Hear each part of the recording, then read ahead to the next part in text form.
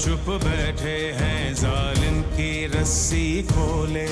है जुर्म मेरा पैदा होना तो जुर्म किया है मैंने, क्या जिंदगी मैंने जी होगी बस जुल्म सहा है मैंने। अपनी ताकत में झूल गया ये बात तो जालिम भूल गया।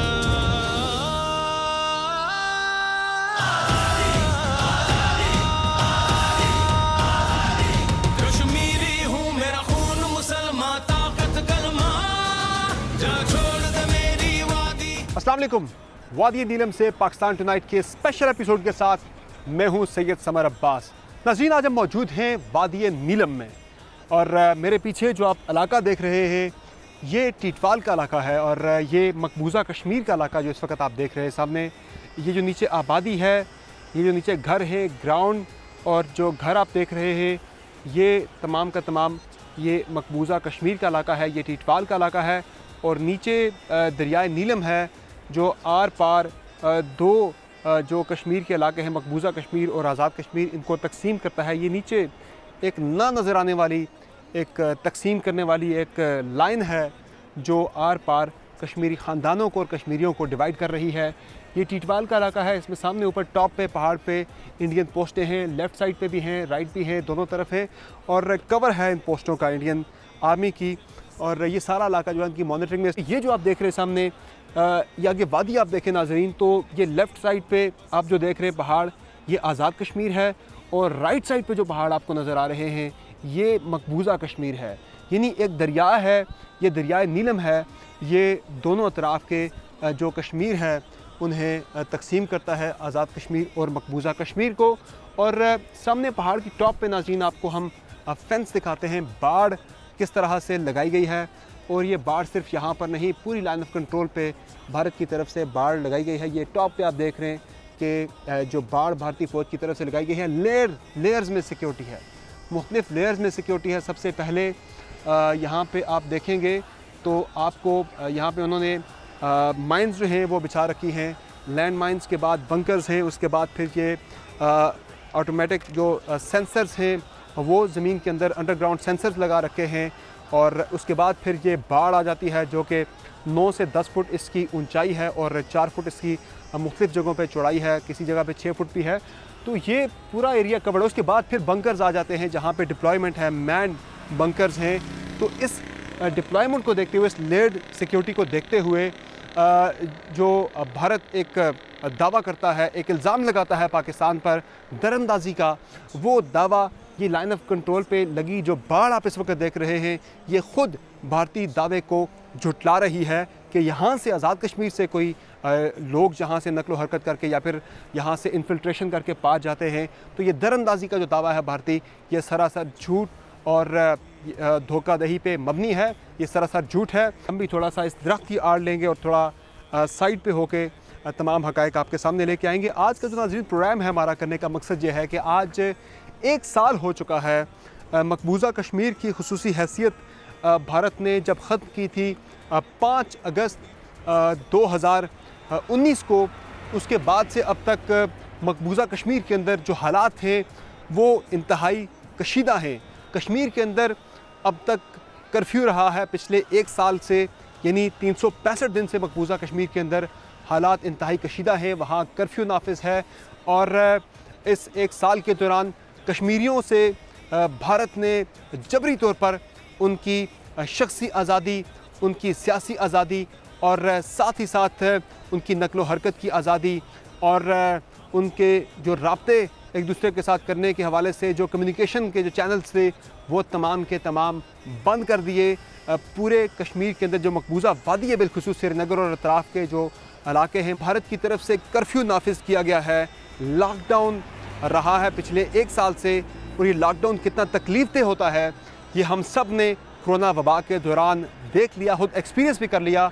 तो इससे आप मकबूजा कश्मीर के आवाम की मुश्किलात का अंदाज़ा लगा सकते हैं कि किन मुश्किल हालात में पिछले 1 साल से हमारे मकबूजा कश्मीर के आवाम किन हालात से गुज़र रहे हैं।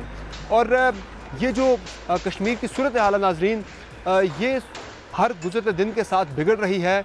और आज के प्रोग्राम में हम आपको बताएंगे कि न सिर्फ लाइन ऑफ कंट्रोल के उस पार जो हमारे कश्मीरी बहन भाई हैं उन पे भारत की तरफ से जुल्म सितम हो रहा है। जिस तरह से 8 लाख से ज़ायद भारतीय काबिज़ अफवाज मकबूजा कश्मीर के अंदर मौजूद हैं अपने जबरी तसल्लुत को बरकरार रखने के लिए और कश्मीर की जद्दोजहद आज़ादी को क्रश करने के लिए। इसी तरह से जो लाइन ऑफ कंट्रोल के इस तरफ के जो कश्मीरी हैं यानी आज़ाद कश्मीर में जो बसने वाले हमारे कश्मीरी हैं वो भी भारतीय फ़ौज के शर से महफूज नहीं हैं।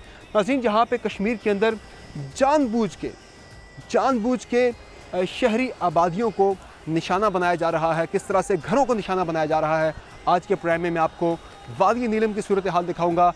और साथ ही साथ नाज़रीन, ये वादी नीलम की एक पिक्चर आपके सामने रखते हुए हम आपको दिखाएंगे ग्रेटर पिक्चर कि पिछले 1 साल के दौरान भारत एक तकसीम की, एक तबाही की तरफ चल पड़ा है।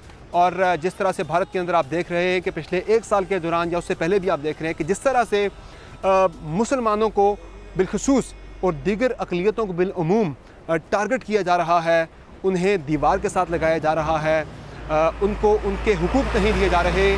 और भारत के अंदर सिर्फ जो हिंदू हैं, हिंदुओं को ज़्यादा अहमियत दी जा रही है। एक हिंदू सुप्रीमिज़म की जो हिंदुत्व की जो पॉलिसी है नरेंद्र मोदी की, वो भारत को किस तकसीम की तरफ लेके जा रही है। आपके सामने एक ग्रेटर पिक्चर रखेंगे, एक बड़ी तस्वीर आपके सामने रखेंगे कि आज अगर भारत ये समझता है कि उसने मकबूजा कश्मीर की खुसूसी हैसियत ख़त्म करके इस मसले का कोई हल निकाल दिया, इस मसले को ख़त्म कर दिया है, तो ये भारत की बहुत बड़ी भूल है। ये जो भारत ने फ़ैसला उठाया आर्टिकल 370 और 35A का ख़ात्मा किया गया है, ये एक नुक्ता आगाज़ है एक बड़ी डेवलपमेंट का। और वो बड़ी डेवलपमेंट क्या है, प्रोग्राम में आगे चल के आपके साथ शेयर करेंगे। सबसे पहले आपको लेके चलते हैं जूरा बाज़ार में, जहाँ पे आज से कुछ माह पहले हिट किया गया था इस बाज़ार को भी और इससे मुत्तसिल कुछ घरों को भी। वो घर आपको दिखाते हैं कि किस तरह की तबाही जूरा बाज़ार में भारतीय फ़ौज ने मचा रखी है।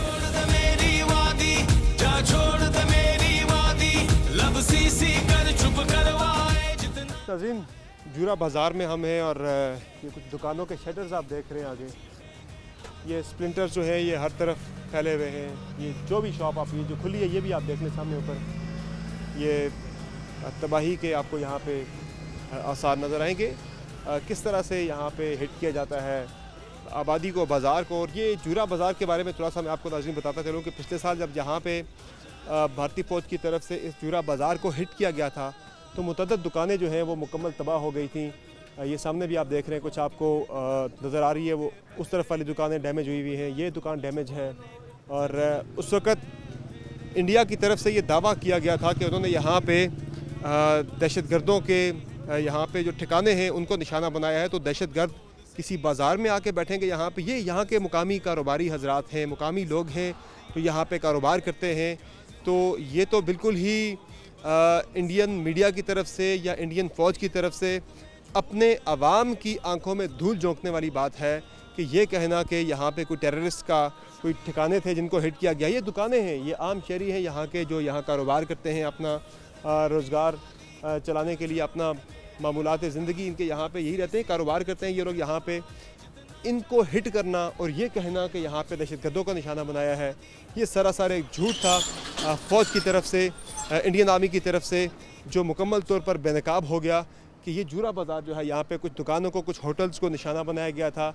यहाँ पे मुकामी लोग हैं और कोई यहाँ पे टेररिस्ट नहीं था, कोई यहाँ पे किसी किस्म के लोग नहीं थे, कोई ऐसी एक्टिविटी नहीं थी।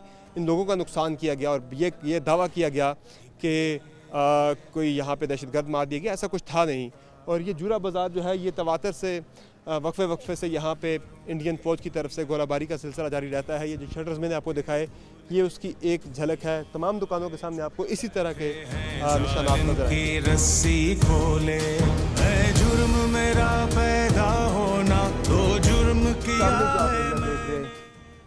ये सारा एरिया हमारे अपनी पाक फ़ौज के पास है, हमारे पाकिस्तान के पास है। और सामने आप जो देख रहे हैं ऊपर हाइट्स, यहाँ पर भी हमारी पाक फ़ौज की पोस्टें बनी हुई हैं जो कि डिफेंड कर रहे हैं।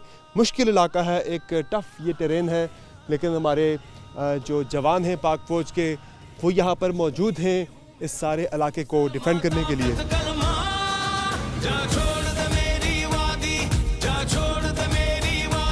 ये जो घर जिसमें मैं मौजूद हूँ ये पिछले साल अक्टूबर 2019 में इस घर पे भारतीय फ़ौज की तरफ से गोलाबारी की गई थी और शदीद गोलाबारी हुई इस इलाके के अंदर। ये घर जो है ये मुकम्मल तौर पर तबाह हो गया। ये सामने आप देखें इसकी छत है मुकम्मल तौर पर डैमेज हो चुकी और इस तरफ आप देखें ये दीवारें इसकी गिर गई मुकम्मल तौर पर और पूरा घर यानी कि मुकम्मल आप तबाही के आसार जो हैं हर तरफ आपको नज़र आ रहे हैं। और ये एक घर मैं आपको इस वक्त दिखा रहा हूँ इस इलाके में और लाइन ऑफ कंट्रोल के अतराफ़ में जो लोग आबाद हैं उनमें अक्सर जगहों पे आपको इसी तरह के मनाजिर देखने को मिलेंगे। और ये जो दीवार पे आप नाज़रीन देख रहे हैं ये सामने जो आप देख रहे हैं निशानात जो जब गोलाबारी होती है तो जो इसके स्प्लिंटर्स होते हैं एक वो हर तरफ फैल जाते हैं। स्प्लिंटर्स जो भी मोटर गोला फायर किया जाता है वो जो ही फटता है उसके बर्स्ट होने के बाद उसके स्प्लिंटर्स हर तरफ फैल जाते हैं। वो जिस तरफ भी जाते हैं तबाही फैला देते हैं मुकम्मल तौर पर। ये आप देखें ये मुकम्मल तौर पर ये दीवारें डैमेज हुई हुई हैं और अगर इसके सामने खुदा न खास्ता कोई इंसान आ जाए तो उसकी क्या हालत होती होगी। इसी तरह से इन स्प्लिंटर्स की वजह से लोग जो हैं वो बहुत ज़्यादा ज़ख्मी होते हैं। इन्हीं की वजह से लोगों की शहादत भी होती है। ये सामने छत देखें आप मुकम्मल तौर पर तबाह हो चुकी है। ये सामने पूरा एरिया जो है ये दीवारें गिर गई, छत तबाह हो गई और बहुत ज़्यादा नुकसान हुआ। ये इस डोर के अंदर ये जो लकड़ी का दरवाज़ा इसके अंदर भी आप देखें ये सुराख जो आपको नज़र आ रहे हैं इससे आपको शिद्दत का आप अंदाज़ा लगा सकते हैं कि कितनी तेज़ रफ्तार के साथ ये स्प्लिंटर्स जब मोटर गोला बर्स्ट होता है तो वो हर तरफ फैल जाते हैं और कितनी शिद्दत और कितनी तेज़ रफ्तारी के साथ वो फैलते हैं हर तरफ। इस घर के मालिक जो हैं वो मेरे साथ मौजूद हैं। अस्सलाम वालेकुम जी। वालेकुम सलाम जी। क्या नाम है सर आपका? सर मेरा नाम मीर इम्तियाज़ है। मीर इम्तियाज़ साहब ये वाक़या कैसे रुनुमा हुआ और आप उस वक्त कहाँ थे, क्या कर रहे थे? जब खैर हुआ तो हम इधर ही थे। जब इधर गोला लगता पहले तो हम सेफ साइड हो गए थे। अच्छा। बाद में हम देखा ये तो भाई के आपके सामने यानी आप पहले घर में मौजूद थे जब गोलाबारी शुरू हुई तो फिर आप सेफ साइड पे चले गए आप। तो ये सामने आपके जो भी है नुकसान। क्या कैफियत थी आपकी जब आपने देखा आपकी सारी ज़िंदगी की जो एक मेहनत से आपने घर बनाया आपने वो तबाह बर्बाद हो गया? ज़िंदगी की जमा पूंजी जो आपके सामने तबाह बर्बाद होकर बैठ गई। इस वक्त मेरे पास इतना कोई नहीं है कि मैं कोई इसका हल करूँ। मासवाए पाक आर्मी जो हमारे साथ ताउन करती है, हर किस्म का ताउन करती है, सिर्फ पाक आर्मी की मदद से हमने भी बंद कर दिया उन्होंने, अभी वो तामील कर रहे हैं। उस वक्त क्या कैफियत थी अंदर से आपकी? यही कैफियत थी कि हम पे क़यामत आ गई। अच्छा नाज़रीन, यहाँ पे बहुत हैवी कैलिबर का जो है वो हैवी मोटर या हैवी यहाँ पे आर्टिलरी फायर किया जाता है सिविलियन आबादी पे।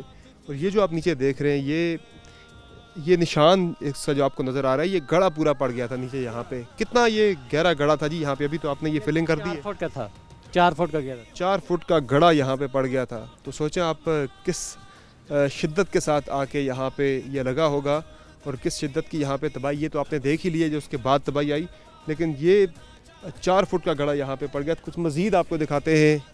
ये एक प्रॉपर एक सीमेंट की वॉल थी, ये पूरी दीवार गिर गई, पत्थरों और ब्लॉक्स की ये दीवार बनी हुई थी। ये मुकम्मल ये देखें आप ये तबाह हो चुकी है। और यहाँ से अगर आके अब मैं आपको दिखाऊं, ये देखें ये इस इलाके में ज़्यादातर जो छतें हैं ये जस्ती चादर की छतें होती हैं और ये बिल्कुल भी रोक नहीं सकती हैं, मुकाबला नहीं कर सकती, सह नहीं सकती है जिस शिद्दत की के साथ आके यहाँ पे अगर कोई गोलाबारी होती है या फिर कोई आर्टिलरी यहाँ पे हैवी फायर होता है। और ये देखें बिल्कुल छत पूरी जो है ये इसमें सुराख आप हुए देख रहे हैं कि ये जब इसके फटने के बाद इसके स्प्लिंटर जब फैले हर तरफ तो ये बिल्कुल जिस तरफ गए हैं वो चीरते हुए गए हैं। हाँ वो जस्ती चादर हो, वो सीमेंट की वॉल हो या फिर वो लकड़ी के दरवाजे हो, हर तरफ तबाही के आसार आपको नज़र आ रहे हैं। और ये सिर्फ एक घर नहीं है, इस तरह के मुतअद्दिद घर हैं, इस तरह के मुतअद्दिद लोग हैं, मुतअद्दिद रिहायशी हैं जो इस वक्त भारतीय जुल्म और सितम का निशाना बन रहे हैं। आगे आपको मज़ीद लेके चलते हैं, कुछ मज़ीद तबाही और बर्बादी दिखाते हैं और कुछ बंकर जहाँ पे मुकामी जो लोग हैं वो अपनी प्रोटेक्शन के लिए बना रहे हैं। क्योंकि ये घर तो नहीं सह सकते, जो शेलिंग यहाँ पे होती है, जो गोलाबारी यहाँ पे होती है, जो फायरिंग यहाँ पे होती है, उसका मुकाबला नहीं कर सकते। तो यहाँ की जो आबादी है वो गोलाबारी के टाइम किस तरह से अपने आप को महफूज रखती है, बच्चों को महफूज रखती है। तो आइए आपको आगे जाके एक बंकर दिखाते हैं, कम्युनिटी बंकर, किस तरह से ये बंकर बनते हैं और किस तरह से ये लोगों की हिफाजत करते हैं।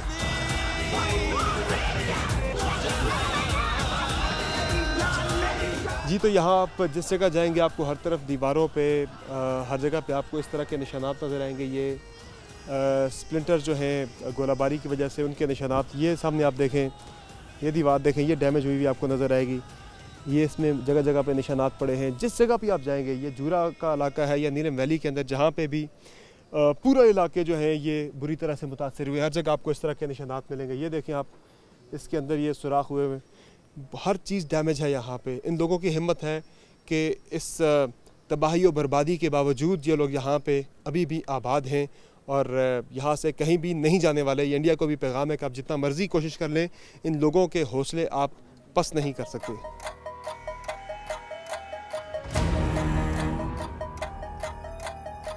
अब यहाँ पे ये एक बंकर बना रहे हैं अपनी हिफाजत के लिए, ताकि अगर गोलाबारी हो तो ये इस बंकर में आके कुछ देर के लिए क़याम करें और अपनी फैमिली को बचा सकें भारतीय गोलाबारी से।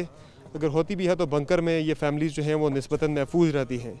ये एक बंकर है जो कि ज़ेर तामीर है, इस वक्त बन रहा है और जिसमें आप देखें तो इंतहाई ये मज़बूत एक स्ट्रक्चर बनाया जा रहा है कि इसमें ये सरिया लगा के मुकम्मल कंक्रीट, चारों तरफ से पिलर्स हैं इसके, और ऊपर भी इसके एक पक्की कंक्रीट इसकी छत डाली जाएगी, ताकि अगर कोई किसी किस्म का मोटर गोला फायर होता भी है इस एरिए में तो ये महफूज रहेंगे इस बंकर के अंदर।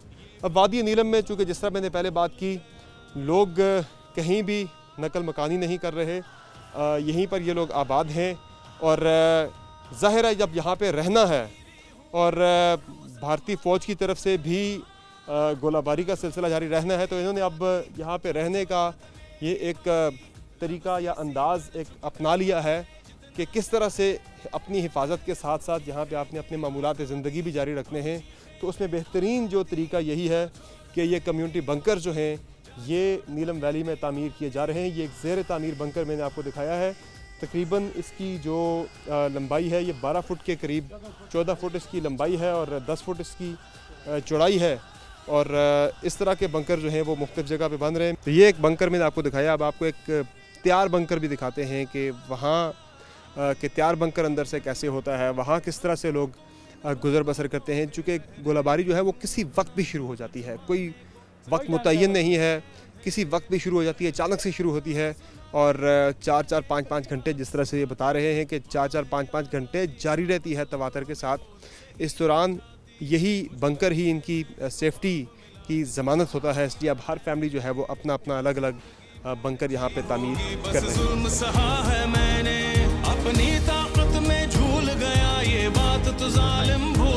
नाज़रीन, जूरा के इलाके में ये एक और घर में आपको दिखा रहा हूँ जो भारतीय फ़ौज की गोलाबारी की वजह से मुकम्मल तबाह हो चुका है। ये कुछ निशानात आपको दीवारों के अंदर नज़र आ रहे हैं, लेकिन इससे बड़ी तबाही आपको आगे नज़र आएगी। ये आप देखें, ये घर मुकम्मल तौर पर तबाह व बर्बाद हो गया। ये इसमें आग लग गई थी जब 19 फरवरी को भारतीय फ़ौज की दरिंदगी का निशाना बना ये इलाका। यहाँ पे सख्त शदीद गोलाबारी की गई भारतीय फ़ौज की तरफ से और ये घर मुकम्मल तौर पर तबाह हो गया। अब ये नाकाबिल रिहाइश है, ये किसी सूरत भी अब ये रिहाइश के काबिल नहीं रहा। ये घर, छत आप देखें इसकी मुकम्मल उड़ चुकी है, मुकम्मल तबाह हो चुकी है, दीवारों पे निशानात हैं। और ये नाजरीन अब आप देखें कि जिस तरह मैंने पहले बात की कि यहाँ की आबादी जो है अब वो अपने लिए बंकर्स बना रही है ताकि बंकर्स के अंदर रिहाइश इख्तियार की जा सके। चूँकि ये जो जस्ती चादर वाले घर हैं ये महफूज नहीं हैं, चूँकि कई मरतबा जो मोटर फायर किया जाता है या फिर आर्टिलरी फायर होता है वो एयर बर्स्ट भी उनकी तरफ से ऐसे मोटर गोले फायर किए जाते हैं जो कि एयर बर्स्ट भी होते हैं, हवा में ही फट जाते हैं, वहाँ से उनके स्प्लिंटर जो है वो नीचे आते हैं। तो ये जस्ती चादर जो है वो इस फायर को रोक नहीं सकती। तो ये इस घर के जो मकीन हैं, उनसे ज़रा कुछ बात करते हैं। तो ये जब घर आपका तबाह हो गया, जब आपने आके देखा कि आपका घर कुछ देर पहले आप बिल्कुल ठीक छोड़ के गए थे, वापस आए तो बिल्कुल कुछ नहीं रहा था, क्या कैफियत थी उस वक्त आपकी? उस वक्त बस सर क्या बताएं, जुर्म मेरा पैदा होना, अपनी जो माली हालात है उसको देखकर तो हम आर्ट की तरफ चले गए थे। फिर हौसला किया, अल्लाह ने तो हौसला दिया। बस बड़ा मुश्किल होता है घर खड़ा करना, जाहिर है। घर खड़ा करना, वही यतीम बच्चे हैं, इनका कोई है नहीं, मैं ही हूँ, अल्लाह के सहारा है, मेरा सहारा है। और ये इनके ये ताया है, इनका मेरे भाई का बेटा है ये। तो बस एक बच्ची है, एक बच्चा था वो फौत हुआ, उसके 5 बच्चे यतीम हैं। जो मैं लग गई थी घर को, ये जिस तरह जला हुआ अंदर नज़र आ रहा सारा कुछ। सर ये उसका गोला जब बजा है ना सर, उसका जो धुआं है उससे ये काला हुआ है। आग से बच के अगर आग लग जाती तो इसमें देहार की लकड़ थी, ये जिधर गोले लगे हैं इधर तकरीबन 60 थम था, 262 फटा था। वो बालन के लिए भी नहीं मिला, जलाने के लिए लकड़ी उनमें से नहीं मिली। 10 फुट लंबा, 2.5 इंच मोटा, तो ऐसे वो फटे चिराए हुए थे, 14 इंच चौड़े। तो अभी ये बंकर आप बना रहे हैं, ये मुश्किल काम है ज़रा खुदाई करके तैयार करना, लेकिन अब आप मुतमईन है कि ये बन जाएगा तो फिर तसल्ली हौसला हो जाएगा। अब ये कल इसकी दीवारें लग जाएंगी इंशाल्लाह। कल दीवारें इसकी साइड पर 2-2 फुट की दीवारें लगाएंगे, तो ऊपर लंटर डालेंगे। तो ये 4-5 दिन के अंदर इसको हम मुकम्मल करेंगे इंशाल्लाह। क्योंकि कल भी पूरा दिन फायरिंग रही है। कल पोस्टों पर इधर आवाज़ आता रहा गोलों का, तो उधर पोस्टों पर फिर भी हम भाग कर छप गए थे कि कोई पता नहीं दुश्मन का अभी फायर आ जाए। हर घर का अपना अपना बंकर है, बाहर का कोई यहाँ नहीं। पे जो ज़रूरत है वो हर घर का अपना बंकर हो तो लोगों को ज़्यादा सेफ्टी अवेल है ना। अब अपना अपना ही बना रहे हैं। हाँ इंशाल्लाह हम आर्मी हमारे साथ ताउन कर रही है, ये सब कुछ आर्मी ने दिया है। CO की SFF आए हैं, कमांडर साहब आए, उन्होंने विज़िट किए, हेल्प की, उन्होंने वो देखभाल कर रहे हैं लोग। बहुत शुक्रिया जी। ये नाज़रीन आपने देखा इस घर की, आपने सुनी कि कितनी दर्द भरी दास्तान है कि घर तबाह हो गया, अब ये बंकर बना रहे हैं। और ये बिल्कुल घर के सहन में ही इनके बंकर है। ये इस फैमिली का बंकर है, इसमें कोई दूसरी फैमिली नहीं आ सकती, कोई दूसरा ख़ानदान इसमें नहीं आ सकता। एक ही घर के अफराद इसमें होंगे।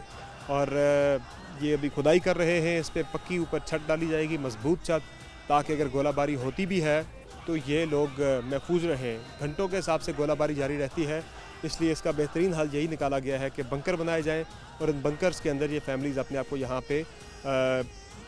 पे आ जाती हैं, अपने आप को महफूज समझती हैं यहाँ पे आके निस्बतन इन घरों के मुकाबले में। हाँ, किसी वक्त भी गोलाबारी स्टार्ट हो जाती है, फायरिंग स्टार्ट हो जाती है, हैवी वेपन का इस्तेमाल किया जाता है। और ये जो आप देख रहे हैं, ये आर्टिलरी फायर जो किया गया है मुख्तलिफ सिविलियन पॉपुलेशंस पे।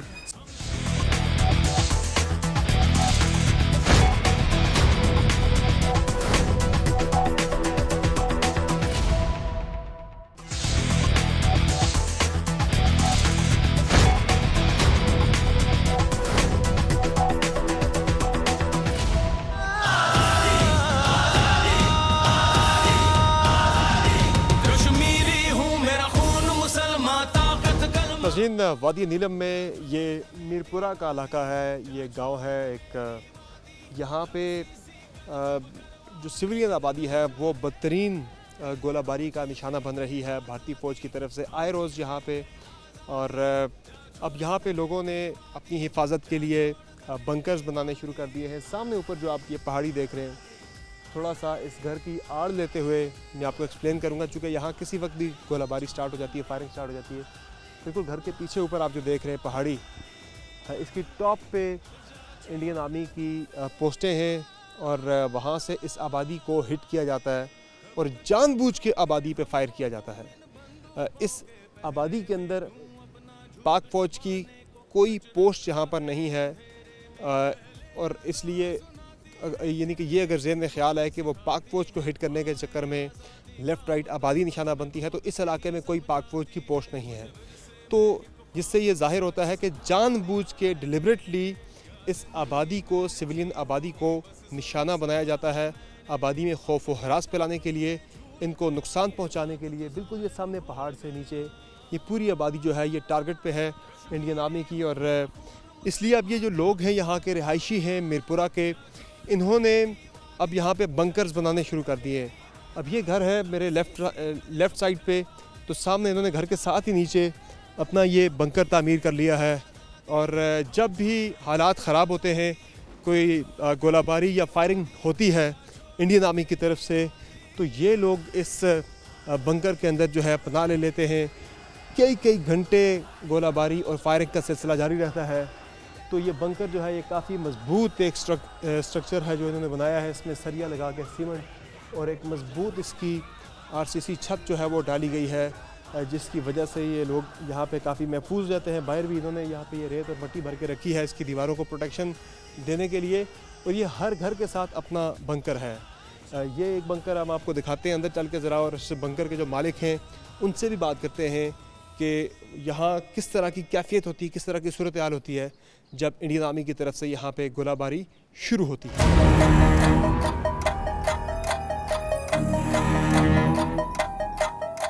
ये एक 4 आरसीसी बंकर है, मुकम्मल तौर पर ये रेडी हो चुका है। यहाँ के जो इस बंकर के मालिक हैं उनसे हम बात करते हैं। अस्सलाम वालेकुम जी।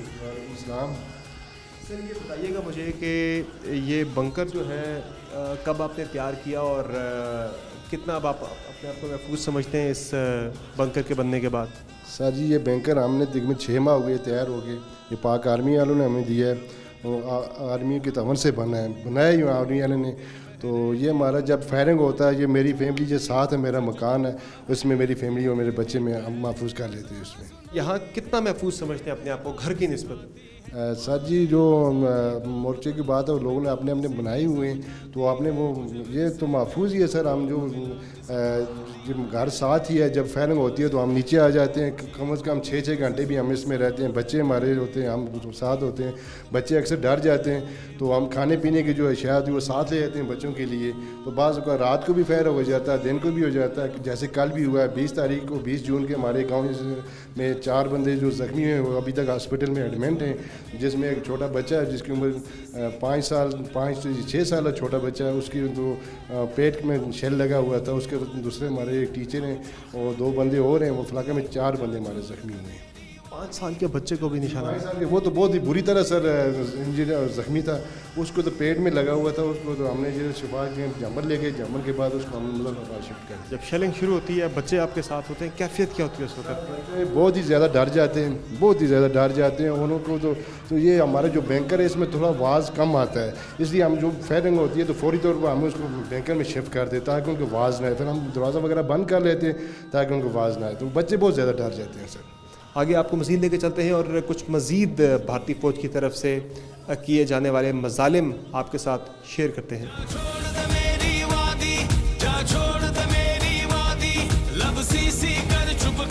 इंडियन आर्मी की तरफ से सिविलियंस को टारगेट करने के लिए, आम शहरियों को टारगेट करने के लिए हैवी वेपन का इस्तेमाल किया जाता है। और ये जो आप देख रहे हैं ये आर्टिलरी फायर जो किया गया है मुख्तलिफ सिविलियन पॉपुलेशंस पे, सिविलियन आबादियों पे, उसमें आप ये देख सकते हैं कुछ उसके हिस्से यहाँ पे पड़े हैं।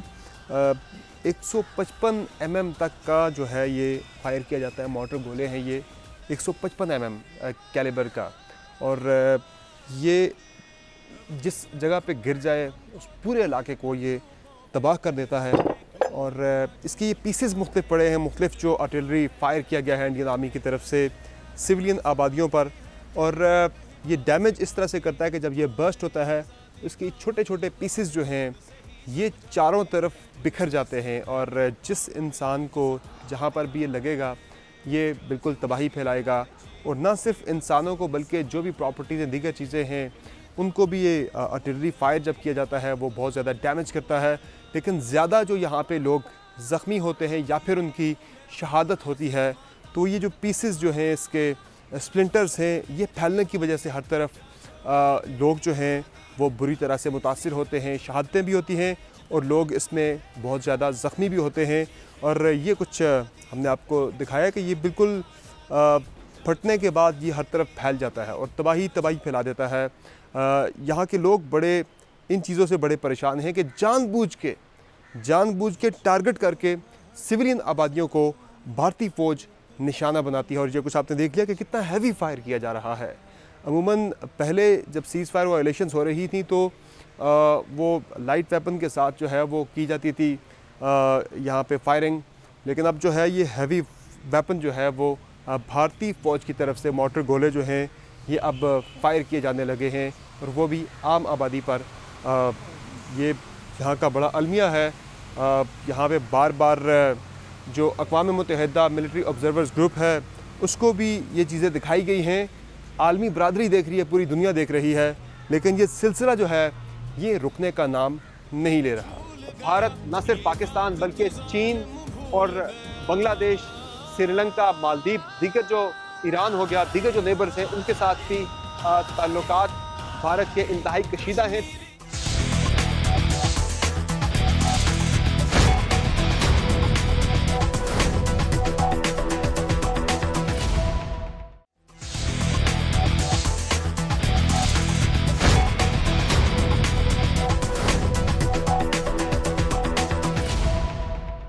बस जुल्म सहा है मैंने, अपनी ताकत में झूल गया ये। नाज़रीन, इस वक्त नीलम वैली के रिहायशी मेरे साथ एक बुज़ुर्ग शहरी मौजूद हैं, अब्दुल रशीद इनका नाम है, और ये 1999 से 2003 तक वादी नीलम में जो बदतरीन गोलाबारी होती रही, फायरिंग होती रही भारतीय फ़ौज की तरफ से सिविलियन आबादी पे, ये वादी पूरी तकरीबन बंद रही है 14 साल लिटरली।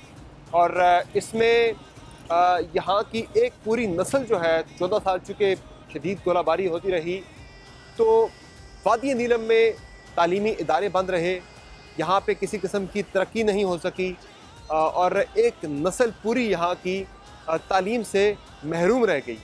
अब जबकि हालात काफ़ी ज़्यादा कशीदा है, और बिलखुसूस पिछले साल के बाद चूँकि सीज़ फायर वायलेशंस में इजाफ़ा हुआ है पिछले एक साल के दौरान, तो अब वादी नीलम के लोगों में एक मरतबा फिर से ये फ़िक्र और ये खौफ पैदा शुरू होने लगा है, और फिर से इन्हें जो पहले 14 साल इन्होंने 90 की दहाई में एक बदतरीन भारतीय जबर देखा है इस वादी के अंदर, अब उन्हें फिर से फ़िक्र होने लगी है कि कहीं दोबारा उस तरह के हालात इस वादी में पैदा ना हो जाए। स्कूल्स बंद हैं, दीगर कई फैसिलिटीज़ जहाँ पे जो है वो बुनियादी इस वक्त लोग उनसे महरूम हो चुके हैं। क्यों? क्योंकि शेलिंग जो है वो किसी टाइम भी शुरू हो जाती है, गोलाबारी किसी वक्त भी शुरू हो जाती है, लोगों ने बंकर्स बनाने शुरू कर दिए हैं, दीगर मामलात हैं। अब्दुल रशीद साहब से हम बात करते हैं। सर अस्सलाम वालेकुम। वालेकुम अस्सलाम व रहमतुल्लाह। 1989 से लेकर 2003 तक ये पूरी वैली हमारी जो तकरीबन 150 किलोमीटर पर मुश्तमिल है ज़िला नीलम, ये महसूर होकर रह गई थी। ये 14 साल हमने शदीद अजियत में मुब्तला होकर गुजारे, लोगों के रोज़गार मुतासर हुए। उस वक्त वाहिद अल्लाह तबारक व तआला की ज़ात थी और पाक फ़ौज थी जो यहाँ हम लोगों के साथ पूरी तरह खड़ी रही, हर तरह का जनाब तावन किया। पाकिस्तान आर्मी ने हम लोगों को से हर तरह के तावन में मुसीबत में तावन करती रही। अच्छा सर, आपने वो 1999 से लेके 2003 तक का जो भारतीय जबर था यहाँ पे क्रॉस LOC फायरिंग या शेलिंग की सूरत में, आपने वो भी देखा। जी हाँ। आजकल जो हालात बने हुए हैं पिछले एक साल के दौरान, बिलखुसूस अगर हम उसका जायज़ा लें, वैसे तो 2016 के बाद जो मकबूजा कश्मीर के अंदर मुकामी तहरीक शुरू हुई है, उसके बाद वहाँ से तवज्जो उठाने के लिए भारत ने लाइन ऑफ कंट्रोल पे शेलिंग बढ़ाई है। तो ये जो पिछले 3-4 साल का अगर हम मवाजना करें, उन हालात से ज़्यादा शिद्दत देख रहे हैं इस दफ़ा, या उस वक्त हालात ज़्यादा ख़राब थे?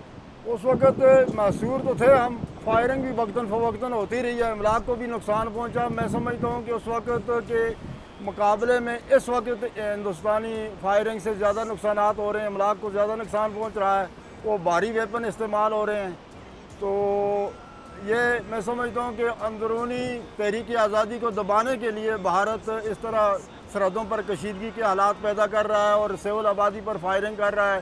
तो उस पार के लोगों को जब आप देखते हैं, जी दरिया है, ये दरिया तकसीम करता है अक्सर पार, हमारे अपने मुसलमान बहन भाई है, कश्मीरी है, इस तरफ आप होते हैं, जब देखते हैं उस पार तो क्या कैफियत होती है, क्या जज्बात होते हैं? हमारे दिल में ये तड़प पैदा होती है कि अल्लाह तबारक व तआला रहम फरमाए और हमारे तहरीक आज़ादी अपने अंजाम को पहुँचे, और हमारे ये भाई जिस तरह इन्होंने फ़ैसला किया था इलाके पाकिस्तान का, उसके पाकिस्तान तहरीक पाकिस्तान की तकमील ही इनकी आज़ादी से होगी।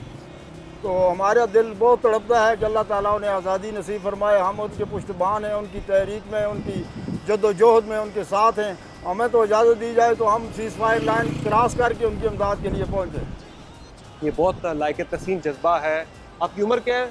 मेरी उम्र 66 साल से 66 साल उम्र है जी अब्दुल रशीद साहब की। और ये पुरजोश है, पुरअज़्म है कि अगर इजाज़त मिलती है, एक कॉल मिलती है, तो ये भी seize fire line of control को, इस खूनी लकीर को अबूर करके उस पार जाके अपने कश्मीरी बहन भाइयों की मदद करना चाहते हैं। जिस तरह से भारत के अंदर अक़लियतों को निशाना बनाया जा रहा है, जिस तरह से अक़लियतों के साथ एक इम्तियाज़ी सलूक या रवैया, एक बर्ताव रखा जा रहा है, भारत जो है वो एक जल्द फिर एक तकसीम की तरफ जा सकता है और इस भारत के मज़ीद टुकड़े भी हो सकते हैं। आज भारतीय वज़ीर-ए-आज़म नरेंद्र मोदी ने बाबरी मस्जिद की जगह राम मंदिर का संग बुनियाद भी रख के पूरी दुनिया को पैगाम दिया है कि हिंदुस्तान सिर्फ हिंदुओं का है, बाकी अक़लियतों का हिंदुस्तान पे कोई हक़ नहीं। वो जो एक सेकुलर चेहरा था भारत का, आज उससे नकाब उठ गया है और आज का भारत एक इंतहा पसंद भारत है, एक शिद्दत पसंद भारत है जो कि हिंदुत्व के नज़रिए पे चल पड़ा है और हिंदू सुप्रीमिज़म के नज़रिए पे चल पड़ा है। और यकीनी तौर पर अगर इस तरह के हालात भारत में रहे तो हिंदुस्तान एक और तकसीम की तरफ आने वाले दिनों में जा सकता है। भारत के अंदर से, भारत के अंदर जो मुख्तलिफ सियासतदान हैं, जो वहाँ की सियासी क़यादत है, वहाँ के जो दानिश्वर हैं, जो हालात पे एक हालात के ऊपर नज़र रखने वाले जो लोग हैं वहाँ के, वो अब ये रियलाइज़ कर चुके हैं, उन्हें ये बात नज़र आ रही है कि भारत एक और तकसीम की तरफ जा रहा है। पिछले 1 साल के दौरान भारत के अंदर किस तरह के बयानात सामने आते रहे हैं, हिंदुस्तान किस तबाही की तरफ जा रहा है, ये ज़रा देख लें।